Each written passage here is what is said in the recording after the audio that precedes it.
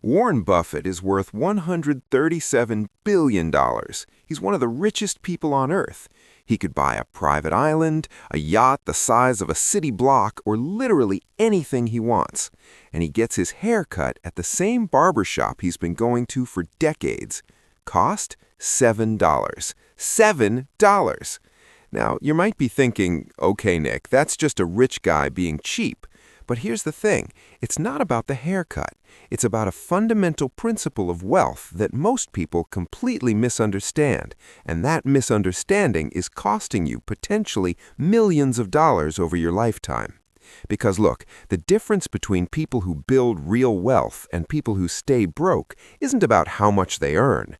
It's about understanding the actual math behind every single purchasing decision they make. And Buffett's $7 haircut? That's not frugality, that's financial consciousness taken to its logical extreme. My name is Nick, and I spend way too much time thinking about why wealthy people make completely different purchasing decisions than everyone else. If you're someone who makes decent money but can't figure out why it never seems to accumulate into real wealth, or you keep hearing about millionaire habits but can't understand how they actually translate into dollars, make sure to hit that subscribe button and give this video a thumbs up if this helps you out. Because what I'm about to show you isn't just about haircuts. It's about a complete reframing of how you think about every purchase, every subscription, every small expense in your life. And the math is going to blow your mind. Start with the obvious question. Why does Warren Buffett, a man who could afford to fly in a celebrity hairstylist from Milan every single day, go to the same local barbershop in Omaha for a $7 haircut? And before you say, because he's weird or because billionaires are just different, no, there's actual math here. And understanding this math is the difference between building wealth and staying on the financial treadmill forever. Here's what most people don't realize. Buffett doesn't get a $7 haircut because he can't afford better. He gets a $7 haircut because he understands opportunity cost in a way that most people fundamentally don't. Let me break this down. The average American man spends about $28 per haircut, according to a 2024 survey by Professional Barber magazine. If you get your haircut once a month, which is pretty standard, that's $336 per year. Now, Buffett spends $7 per haircut, also once a month. That's $84 per year. The difference? $252 per year. And this is where your brain is probably going, Nick, $252 a year? That's nothing. That's not going to make me a billionaire. Here's the thing. You're thinking about this completely wrong. Buffett isn't saving $252 a year. He's investing $252 a year. And there's a massive difference. If you took that $252 per year, just the haircut differential, and invested it at an average annual return of 10%, which is roughly what the S&P 500 has averaged historically, after 30 years, you'd have $45,507 from haircuts, from literally just choosing a cheaper barber. But here's where it gets really interesting. Buffett doesn't just do this with haircuts, he does this with everything. He lives in the same house he bought in 1958 for $31,500. He drives modest cars. He doesn't wear expensive watches. He famously eats at McDonald's for breakfast and considers a $3.17 bacon, egg, and cheese biscuit a splurge. Now, you might be thinking, okay, but Buffett can afford to invest that money because he's a financial genius. I'm not Warren Buffett. Look, that's exactly the mental trap that keeps people broke. Because here's the thing. Buffett wasn't always Warren Buffett. He started doing this when he was young and relatively broke, and that discipline, that fundamental understanding of opportunity cost, is part of what made him Warren Buffett. Let me give you the real math that nobody talks about. The average American household spends money on hundreds of small, recurring expenses that they've completely normalized. And each one, individually, seems insignificant. But when you understand the actual mathematical impact over time, it's devastating. Let's run some numbers, and I want you to actually think about whether these apply to you. Premium coffee. Let's say you buy a $5.50 latte 5 times a week instead of making coffee at home for 50 cents per cup. That's a $5 differential, 5 times a week, 52 weeks a year. That's $1,300 per year. Invested at 10% annually over 30 years, $226,049. Streaming services you barely use? The average American household now subscribes to 4 to 5 streaming services. Let's say you have 3 services you rarely use at $15 each per month. That's $540 per year. Over 30 years at 10%, $93,891. Premium car instead of reliable used car? Let's say you buy a new $45,000 car instead of a reliable 3-year-old used car for $25,000. You do this every 7 years. The $20,000 differential invested instead at 10% annually over 30 years, assuming you make this choice 4 times, about $380,000 more in wealth. Upgrading phones every year?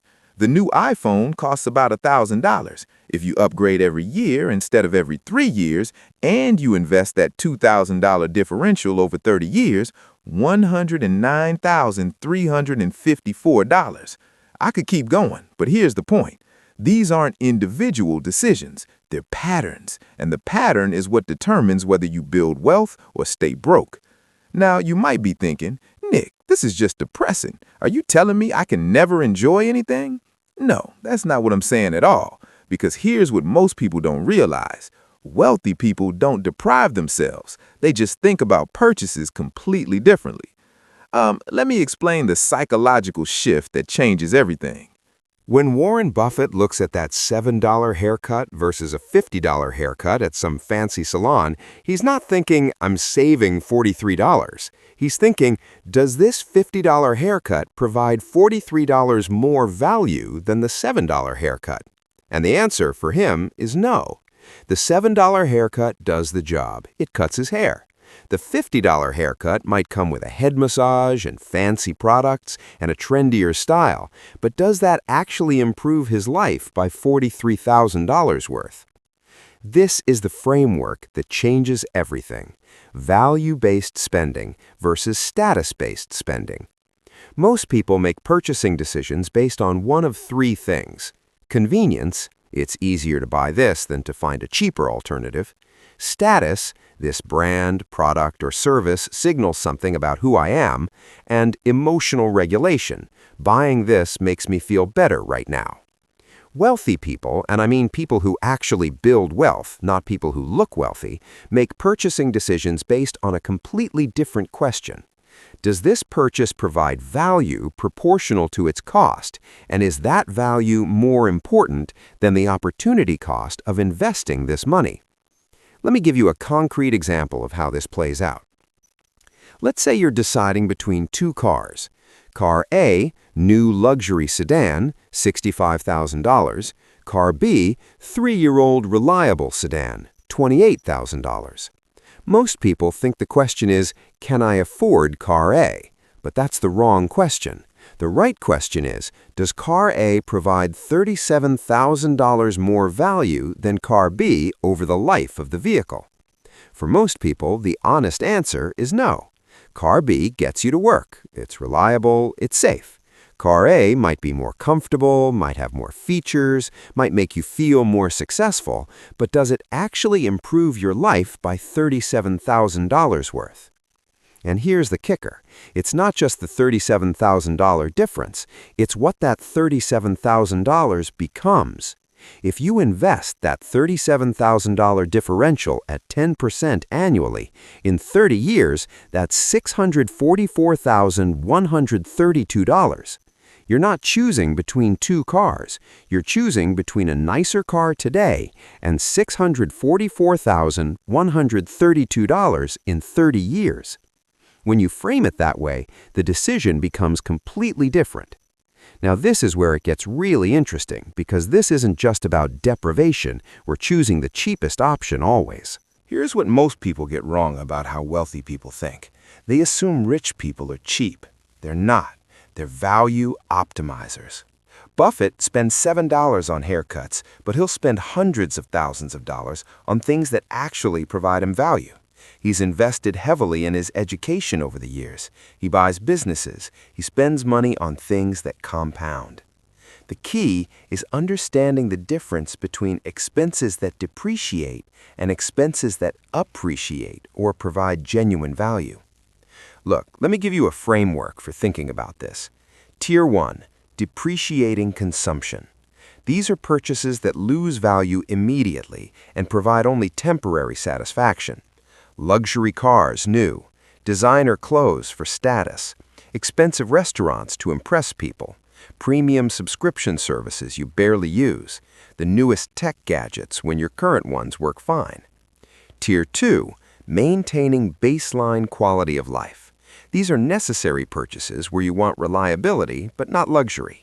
Reliable used cars, quality but not designer clothing, nutritious but not restaurant food, basic insurance and healthcare, a safe, comfortable home, not a status symbol.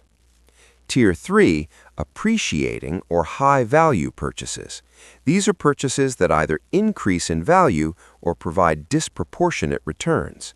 Education and skill development, health and fitness investments, tools that increase your productivity or income, experiences that create lasting memories or relationships, assets that appreciate, real estate, investments, businesses.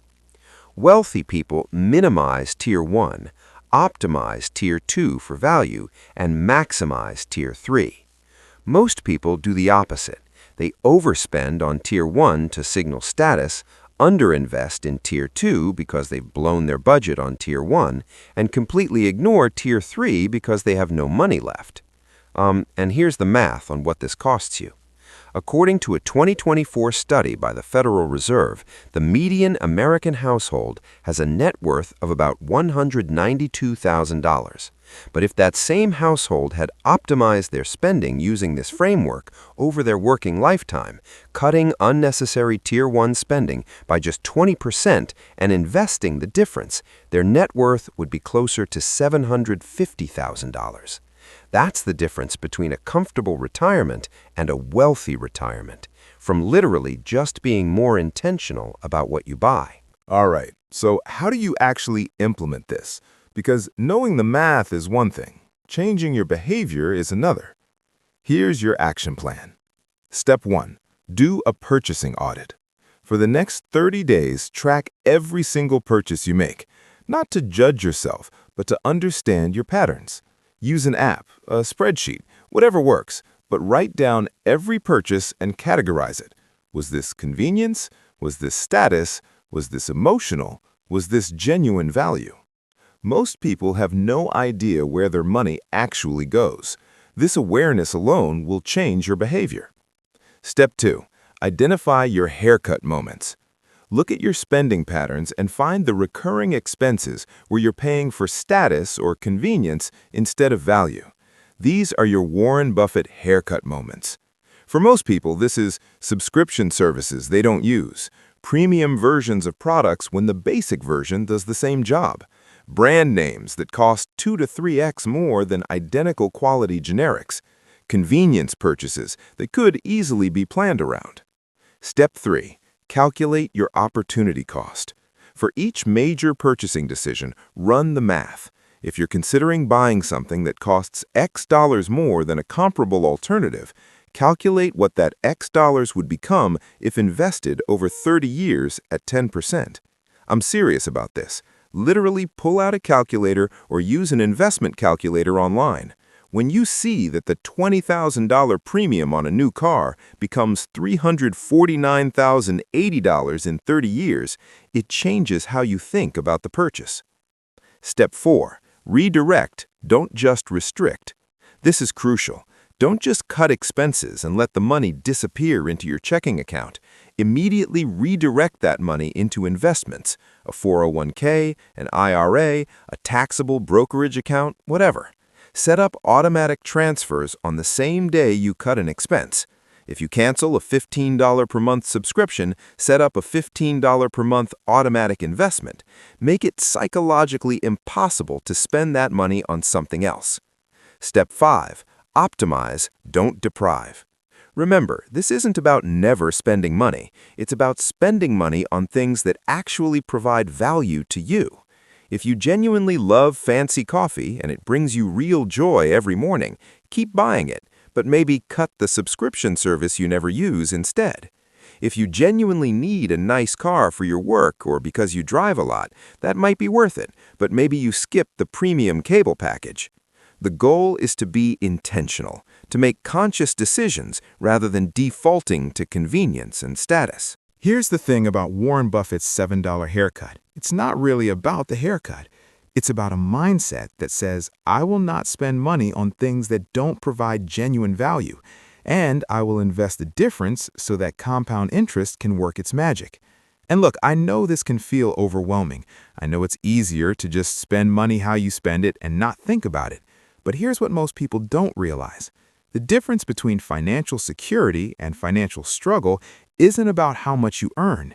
It's about these micro decisions repeated over years.